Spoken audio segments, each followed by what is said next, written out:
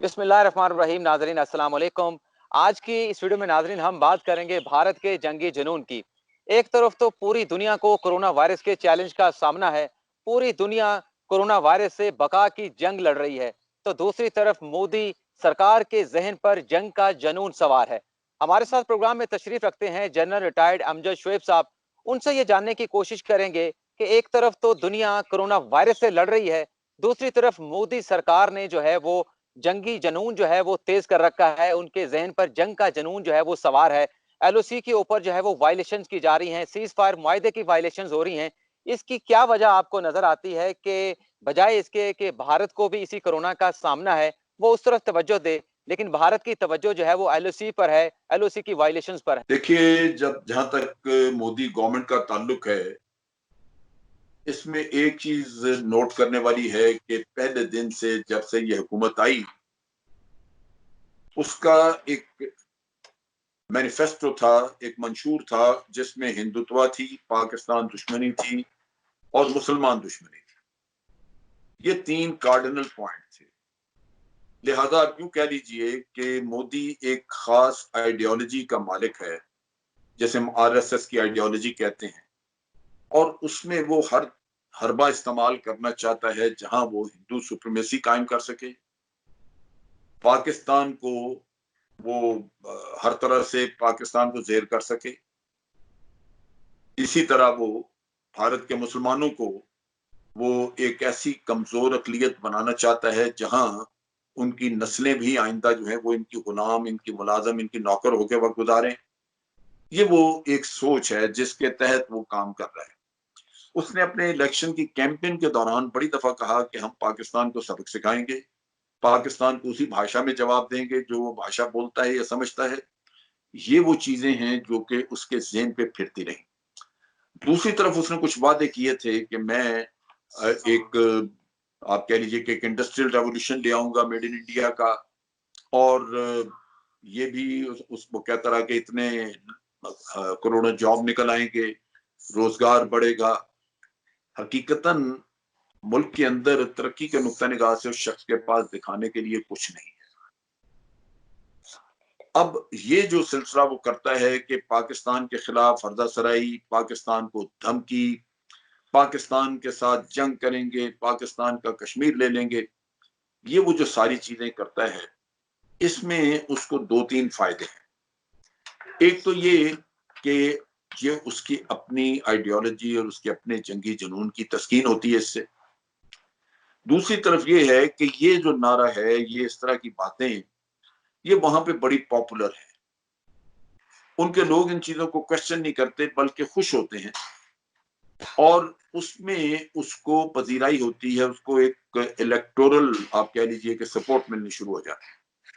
उस शख्स ने पहले दिन ही मुसलमान वोट पे इक्तफा नहीं किया, सिख वोट पे उसने इक्तफा नहीं किया, क्योंकि उन पे तो उसने जुल्म करना था, और उसको अंदाजा था कि जब उन पे जुल्म बर्बरियत होगी कश्मीरियों पे, लोगों पे, तो वो तो इनको वोट देने का सोचेंगे भी नहीं। लेकिन उसको चाहिए सिर्फ हिंदू वोट, क्योंकि वो इतनी बड़ी उसकी मेजॉरिटी है उसमें कि अगर सिर्फ हिंदू वोट सारा मिलता है तो उसको हुकूमत हमेशा मिलती रहेगी। लिहाजा उसने उनको ये कहानियां सुना सुना के तो उनके मुंह बंद कर दिए हैं कि वो इससे मुतालबा करें कि हमारे लिए नौकरियां तुमने कहा था वो कहाँ है। वो ये भी नहीं देख रहे कि मुल्क का बाहर इमेज क्या हो रहा है, मुल्क के अंदर इत्तेहाद पारा पारा हो चुका है। वो जो एक इमेज था कि आप एक सेकुलर स्टेट हैं, वो भी खत्म हो चुका है। इस चीज का कोई नहीं पूछ रहा। उसकी बुनियादी वजह यही है कि उसने अपना माइंडसेट इतना ट्रांसफर कर दिया दूसरे हिंदू कम्युनिटी में कि अब वो भी उसी तरह सोचते हैं और अब उसकी बका इसी में है। अगर जनरल वो साहब ये ये रास्ता बातें, छोड़। ये आपकी बात काट रहा हूँ, माजरत चाहता हूँ। ये अगर सिर्फ ज़बानी बयानात हों तो चलें ठीक है कि वो हमदर्दियाँ हाथ समेटना चाहता हो, जो इंटरनल दबाव है उसका मोदी के ज़हन पर अवाम का, उससे निजात हासिल करना चाहता हो। लेकिन ज़बानी बयानात से हटकर जो फ़ॉल्स फ्लैग ऑपरेशन करने के जो मंसूबे पाकिस्तान के खिलाफ बनाए जा रहे हैं, जिसकी खबरें सामने आ रही हैं, वज़ीर आज़म इमरान खान भी इस पर ट्वीट करते हैं, अक़वाम आलम की इस जानिब निशानदही करते हैं कि भारत जो है वो बहाने तराश रहा है पाकिस्तान के खिलाफ फॉल्स फ्लैग ऑपरेशन करने के। तो ये तो बाकायदा जंगी जनून लगता है कि वो कोई कार्रवाई पाकिस्तान के खिलाफ करना चाहता है। देखिए उस तरफ हम आते हैं, आपने बहुत पहले ही उस साइड पे चले गए आप, लेकिन मैं आपको एक स्टेप बाय स्टेप चीज बता रहा था। अब जी, जी। चीज ये है कि इन्होंने अपनी फॉरेन पॉलिसी बनाई मोदी के दौर में। उस फॉरेन पॉलिसी का मरकज पाकिस्तान था और उसका तरीकाकार ये था उस जमाने में जबकि मियां नवाज शरीफ की गवर्नमेंट थी कि बगल में छुरी मुंह में राम राम। छुरी उस वक्त भी थी, लेकिन मियां साहब के साथ राम राम, और मियां साहब आप पता है आलू गोश्त वाले आदमी हैं, वो भी राजी थे इनके साथ। अब हुआ ये कि जो फॉल्स फ्लैग ऑपरेशन उस वक्त करवाए गए उनका ताल्लुक फॉरेन पॉलिसी के इश्यूज से था। फॉरेन हुँ, पॉलिसी में उन्होंने दो तीन चीजें की थी। उसमें एक उन्होंने ये कहा था कि दुनिया में पाकिस्तान को एक दहशतगर्द रियासत के तौर पे मनवाना है, जिसके नतीजे में फॉल्स फ्लैग ऑपरेशन करवा के जब पाकिस्तान पे इल्जाम डालेंगे तो हम दुनिया को कहेंगे कि पाकिस्तान ने कराया है, और झूठ सच को सबूत सामने रख देंगे और इसका वावेला इतना करेंगे कि दुनिया मानना शुरू हो जाए। अब पाकिस्तान के लिए आप सोचिए कि कितना सोच का मुकाम था कि 70,000 लोग इधर मारे गए, मुल्क हमारा दहशतगर्दी से तबाह हो गया और हम ही दहशतगर्दी बन गए, दुनिया में हमें ही मशहूर कर दिया। सो पहला पॉइंट था कि डिप्लोमेटिकली पाकिस्तान को आइसोलेट करना है, और आइसोलेशन बड़ी हद तक हुई जब दुनिया ने हमें दहशतगर्द कहना शुरू कर दिया। दुनिया ने हमें इल्जाम दिया कि हम शायद दहशतगर्दी कराते हैं। उसमें कुछ हमारे भी लोगों का कसूर था, जो कि ये लश्कर तैयबा वगैरह ये लोग जो थे, ये नारा बड़ा लगाते थे, करते कराते तो कुछ नहीं थे। इन्होंने कोई टेररिज्म कराया नहीं, कोई हमला नहीं किया, लेकिन यहाँ पे जुलूस निकालने, नारे लगाने, वो भी बाहर एक इंप्रेशन जाता था कि शायद हमारे यहाँ बड़ी इनकी पजीराई हो रही। दूसरा उसका इशू था कि आपको उसने माशी तौर पे बर्बाद करना है। हुँ, चुनाचे आपको इसी चीज के बाद अगला स्टेप किया कि आपको एफएटीएफ में पहुंचा दिया। नतीजा ये कि अब आप वहां पे एफएटीएफ में फंस के रह गए, और आपकी इकोनॉमी जो है वो वैसे भी आपके मुल्क में टेररिज्म इतना कराया कि उससे इकोनॉमी बैठती जा रही थी, इकोनॉमिक एक्टिविटी रुक गई, इन्वेस्टमेंट बाहर से आनी बंद हो गई, और ऊपर से आप जब टेररिस्ट कहलाए तो बाहर आपको ये मसला आ गया कि एफएटीएफ में पहुंच गया, कर्जे मिलने मुश्किल। तीसरा उसका हदफ ये था कि वो आपको इस्लामी दुनिया में बिल्कुल दूर कर दे, क्योंकि आपको इस्लामी ममालिक की सपोर्ट बड़ी मिला करती थी। और मियाँ साहब के दौर में हमारे सऊदी अरेबिया के साथ भी ताल्लुकात कमजोर हो गए, हमारे ताल्लुकात जो थे वो यूएई के साथ भी कमजोर हुए। इस्लामी दुनिया में आहिस्ता आहिस्ता हमारी हमारी पजीराई कम, और भारत उस स्पेस को कैप्चर करता गया, पकड़ता गया। ये तो उसके फॉरेन पॉलिसी की इशू। फिर एक वाकया हुआ जब आपने देखा कि भारत में पठानकोट का वाकया हुआ, फिर उड़ी का हुआ, ये फॉल्स फ्लैग ऑपरेशन थे, और हमने इन तमाम ऑपरेशंस के बारे में पूरी तहकीकात भी की और भारत को तावन का भी कहा, और ये भी कहा कि किसी भी आप इंडिपेंडेंट पार्टी से इसको, या लेट्स से यूनाइटेड नेशन से इसकी तहकीकात करवा लें। लेकिन वो तो मकसद ही नहीं था, यूनाइटेड नेशन तहकीकात करती तो सच्चाई खुल जाती। लिहाजा भारत ने तो नहीं आना, उन्होंने इल्जाम तराशी के नहीं आपने किया, आपने किया। लिहाजा जब ये आप पाकिस्तान के ऊपर बार बार इल्जाम लगाते हैं तो आपकी अपनी ही पब्लिक का प्रेशर आना शुरू हो गया कि जब पाकिस्तान इतना कुछ कर रहा है तो भारत क्या कर। ये एक प्रेशर इंटरनल बिल्डअप होना शुरू हुआ कि जनाब भारत को पाकिस्तान को सबक सिखाना चाहिए। मोदी तो अपने शुरू में कहता था मैं सबक सिखाऊंगा, वो तो जब इलेक्शन लड़के आया तो उसने तो सबक सिखाने का वादा किया था। अब वक्त आया है, पाकिस्तान हमारे ऊपर हमले कर रहा है, हालांकि वो फॉल्स फ्लैग ऑपरेशन थे, लेकिन चूंकि पब्लिक में आपने यही बेचा कि पाकिस्तान ने सब कुछ किया है, तो पब्लिक की डिमांड आई कि आप अब पाकिस्तान पे कुछ करें। लिहाजा मोदी ने पहला एक फेक झूठा, जिसकी कोई उसका वजूद ही नहीं था, एक सर्जिकल स्ट्राइक का नारा लगाया कि हमने कर दिया। वो सर्जिकल स्ट्राइक ना कहीं थी, ना उसका कुछ हुआ, लेकिन एक चीज जरूर हुई कि उसके अपने मुल्क में तलातम जो था वो रुक गया, उसके लोग जो थे वो बड़े मुतमईन हो गए, और सुबह शाम सर्जिकल स्ट्राइक की तस्बीह पढ़नी शुरू कर दी। आपको अंदाजा है कि पाकिस्तान में अगर भारत के हमले की वजह से, भारत के गोलाबारी की वजह से कोई एक दो भी हलाकतें होती हैं तो हम फौरन अनाउंस करते हैं, हम बताते हैं कि हमारे फलां लोग हलाक हुए, और उनको बरियल उनकी, और वो मतलब कोई छुपा के काम नहीं किया जाता। लेकिन ये सर्जिकल स्ट्राइक का कहा गया जी कि वो लॉन्च पैड था, उसको हमने तबाह कर दिया, उस पे इतने लोग मार दिए। भाई किधर मार दिए? फिर हमने ये किया कि हम वहां पे मुख्तलिफ एम्बेसीज के डिफेंस अटैचीज वगैरह को लेके गए, हमने जाके दिखाया।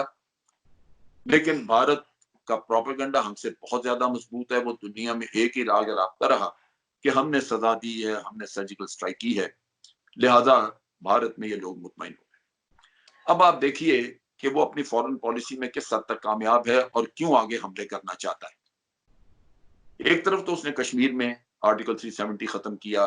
कश्मीर में आप देखिए कि वो एक स्टेप के बाद दूसरा कश्मीर को हजम करने के लिए वो करता जा रहा है, और बाहर से इंटरनेशनल कम्युनिटी ने उसको कुछ नहीं कहा।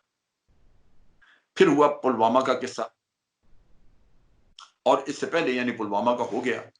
पुलवामा में इधर भारत ने इल्जाम लगाया, इधर वाकया हुआ कि 40 लोग मर गए, उधर भारत ने इल्जाम लगाया कि पाकिस्तान ने किया है, और उधर अंदरूनी प्रेशर फौरन बिल्डअप होना शुरू हो गया मीडिया पे भी कि पाकिस्तान को छोड़ो नहीं, मार दे गई। भारत उस वक्त भी एक झूठा किस्सा खड़ा करता है कि जी हमने पाकिस्तान में लॉन्च पैड खत्म कर दी है, लेकिन हुआ नहीं है। उसने क्यों एक्चुअल हमला, वो पुलवामा से बालाकोट की तरफ क्यों गया? वो इसलिए गया कि पाकिस्तान आइसोलेट हो चुका था। उसी दिन अमेरिका ने स्टेटमेंट दी कि ये बहुत हमें भारत के साथ हमदर्दी है, बहुत बुरा हुआ, भारत को हक हासिल है कि वो पाकिस्तान को जाके सजा दे। हम्म। ऑस्ट्रेलिया ने भी कहा कि जनाब India retains the right to retaliate. फिर उसी दिन आपने देखा कि फ्रांस ने बहुत ज्यादा मजम्मत की और कहा कि जनाब India retains the right to retaliate.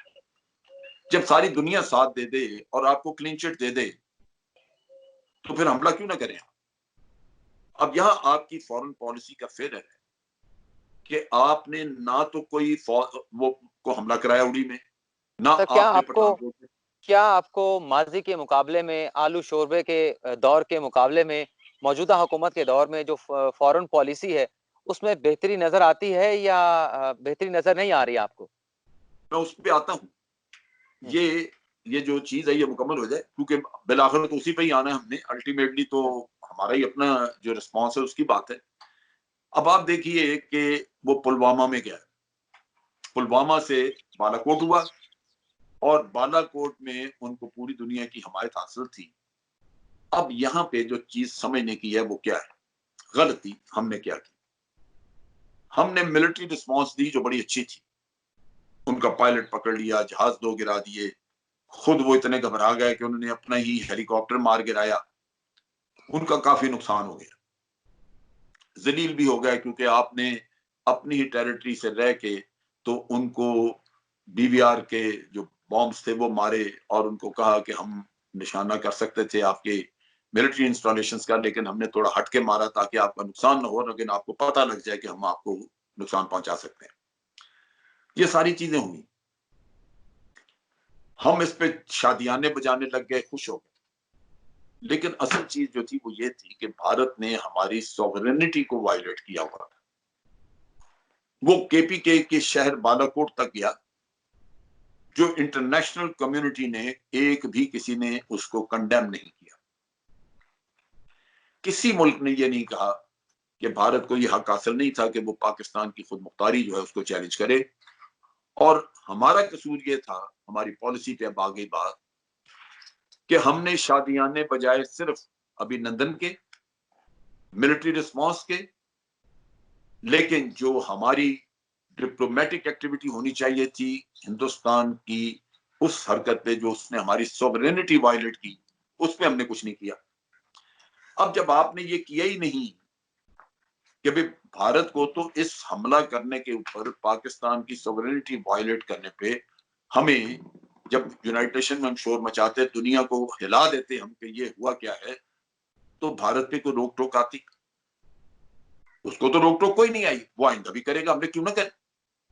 अब रोक टोक लाने के लिए ये जरूरी था कि जब भारत ने आपको कोई सबूत नहीं दिया था पुलवामा में हमारे मुलव्वस होने का, और आपने कहा जी अखबारों के तराशे पकड़ा दिए, तो फिर आपको वो सबूत लेके पूरी दुनिया को कायल करना चाहिए था पहले कि भारत ने हमारे ऊपर झूठा इल्जाम लगाया था और आप लोगों की उस झूठ की सपोर्ट की वजह से पाकिस्तान की सॉवरेनिटी वायलेट हुई।